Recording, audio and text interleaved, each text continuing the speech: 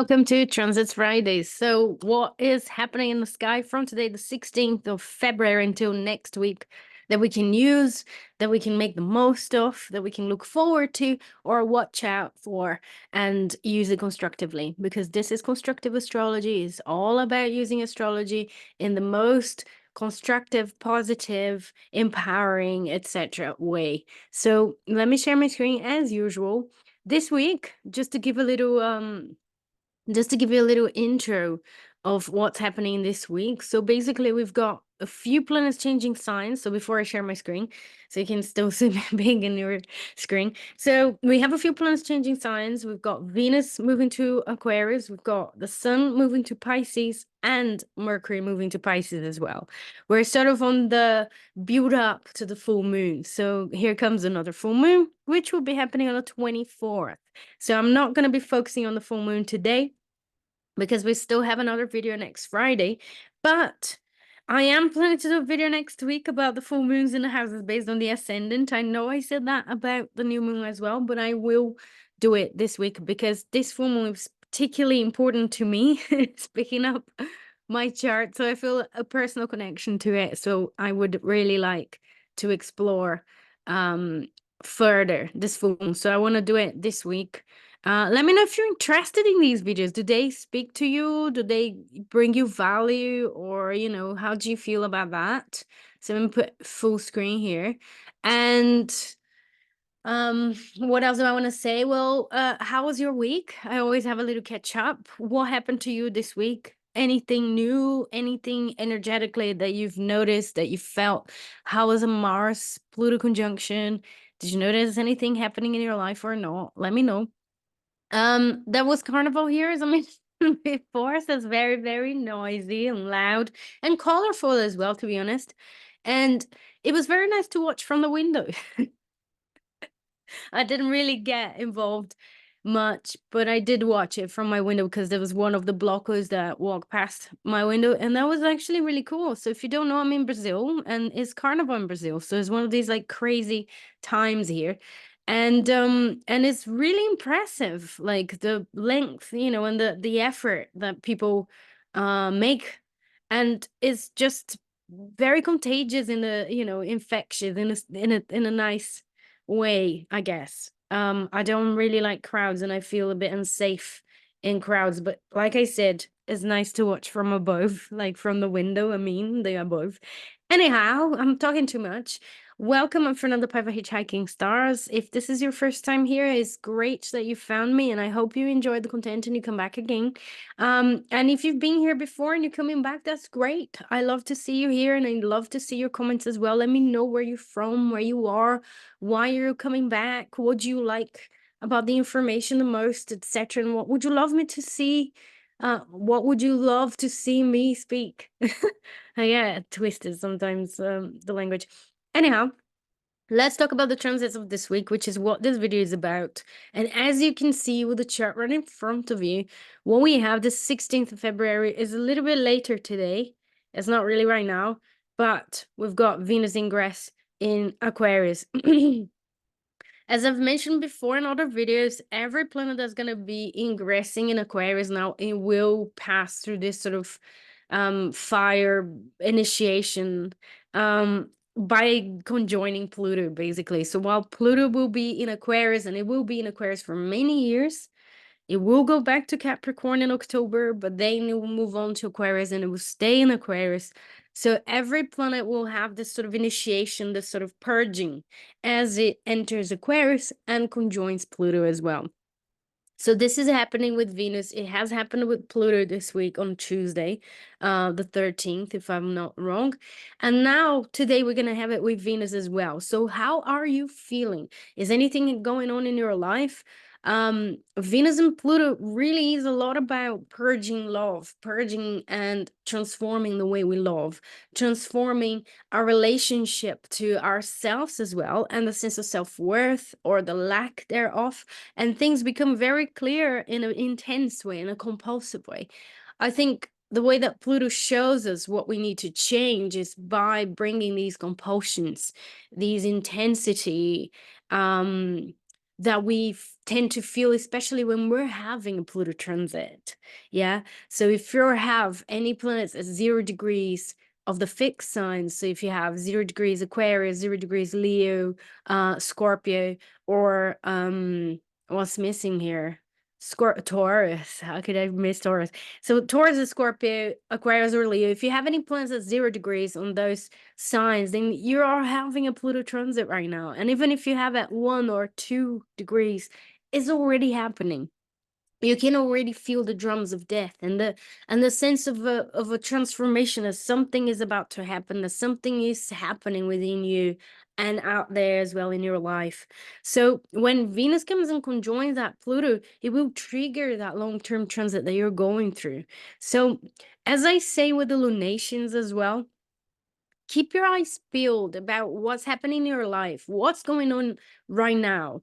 Are you having arguments with your partner? Did you have any intense dreams? That's a good one, because I had some weird dream tonight, and looking at this Venus Pluto in Aquarius, it's kind of enlightening, really. I had I met an ex, and and whatnot. So it's a bit of a Venus Pluto in Aquarius sort of vibe, because there's also a theme of friendship there. So are you friends with your lover? Are you friends with your partner in any way? Did you lose any of your friends, or are you selecting what friends you want to have in your life based on your values as well? Those are some of the themes that Venus Pluto conjunction in Aquarius can bring up. It really depends on where you are in your life, what's going on for you, your level of awareness, your commitment to personal growth or not. Then all of that will have an impact on how you experience transit. I saw someone comment, I'm in this huge Facebook group with a sort of a coaching training or something. And I saw someone say about astrology and asking questions, that they went to see an astrologer and they gave this sort of really ultimatum about something that was going to happen based on a transit. I don't believe that's really, that's really possible. If you have a very strong psychic abilities and you can see things and etc., I still think that there is a question of ethics there, of how much you can tell a person or not about what they have to do or what's going to happen in the future for them. I think that's such a big question. And again, this could be related to that Venus Pluto in Aquarius and us sifting through our ideals and what we believe in, and I really think that astrology is multi-layered. When there is a transit and a client comes to see you, or a friend, or someone that you're looking at their chart or your own chart, and you see that Saturn is coming to conjoin your sun in Pisces, there's not just one way that you can experience that. Symbols are multivalent. There are a myriad of ways that you're going to experience that Saturn transit, and the probability is that you're going to feel it in many of these different levels. It's not going to be just one thing. And obviously, the further the planet, the more complex the energies are, the more complex the transformation is. And so the more layers is going to be, present in that transit, in that period of your life. So when I had a Pluto transit to my moon, there was so many layers of transformation and purging and, and death and rebirth and whatnot. It's really hard to pin down. It's really hard to put it into one thing or another thing. So um, let's normalize complexity in astrology and accept it as a beauty, as the beauty of it as well. That it is a mystery, and that we cannot like uh, we cannot just what's the word? There is a word in English which I'm forgetting, but we can't. It's like we can't talk about all the possibilities. Like we can't, use up all the potentials of a transit. We can brainstorm, we can have chats about, we can listen to our clients, listen to the other person, look into our journals as well. But we can't just put down every single possibility. It's really hard. There's still an element of surprise and mystery and, things that we go through in life. So, wow, that was a very Aquarian, let's review our beliefs here, especially astrology, which is Aquarian. A lot of astrologers believe that Aquarius is connected to astrology and Uranian. Is it um not a nymph? is a goddess as well, which is also connected to astrology. I digress. Let's stop me right there. Okay, so Venus Pluto conjunction today, big purging, big review of values, of love. Do you love yourself? Do you love your friends? Do you love the people, your ideals? All of that is there.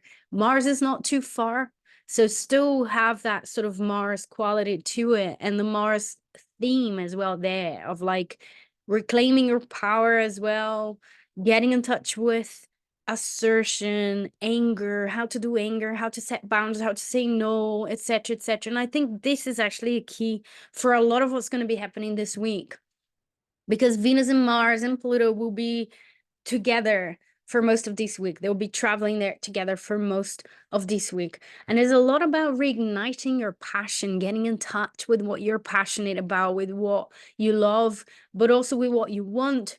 And it has a tinge of evolution there as well, because they're both ruling the nodes. So we've got Mars ruling the North Node in Aries. So North Node in Aries and Chiron there as well, conjoined. Again, another reflection of a very evolutive of an evolutionary week that we can evolve a lot because of that Chiron in the North Node. There's a lot of healing that can be happening underneath. So even if we are struggling, even if there is a sense of, intensity with that Pluto, which is not a given as well, it might not be that, but there is a sense of evolution there with that Chiron North Node, and the fact that Mars and Venus are ruling both ends of the nodes and are very close together and making a sandwich with Pluto. So that's a very important one. It will be the whole week will be very much with this aspect in orb. So we've got Venus here. Look, tomorrow 1 degree coming to conjoin that Mars, 2 degrees on Sunday. And Sunday we've got the last day of Aquarius season as well. That's the other transit of this week. So another shift here we have on Monday. So one of the flavors of this week is the powerful Pluto Venus Mars, which will be there. Is about evolution, is about growing, evolving, learning how to reclaim our power, purging relationships. And can you be individuals together? Can you be, do you need a partner to have a sense of self, or are you overly independent and not reliant on anyone, but not being vulnerable as well? All of that will be revisited and on some level this week with that Venus Mars Pluto triple conjunction.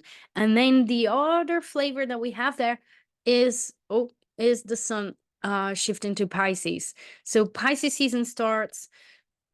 I'm going to be on a podcast of the Astrology University this week. I think it will be not launched, but the episode will be out, and it will be about Pisces season. So if you're interested, Astrology University, I'll be talking to my friend Alejo, which is brilliant. Anyhow, okay, digress again. I'm very digressing a lot today. Okay, so Sun in Pisces, Piscean season, the beginning there. Again, like I said, is the build up. We're on the build up to the full moon, in Virgo. So the sun is in Pisces there. And it's the beginning of the shift of the planets, isn't it? We'll have all the planets following that sun in Pisces and shifting from Aquarius to Pisces eventually. But it's the beginning of it. And, it's that sort of dreamy time of the year. Is that flavor. Is about dreaming, daydreaming, transcending, bringing magic and inspiration back into our lives. Those are the flavors of Pisces, right? It's like, that's the shift in there, and that full moon will definitely bring us more of that quality, and we're going to talk about that specifically next week.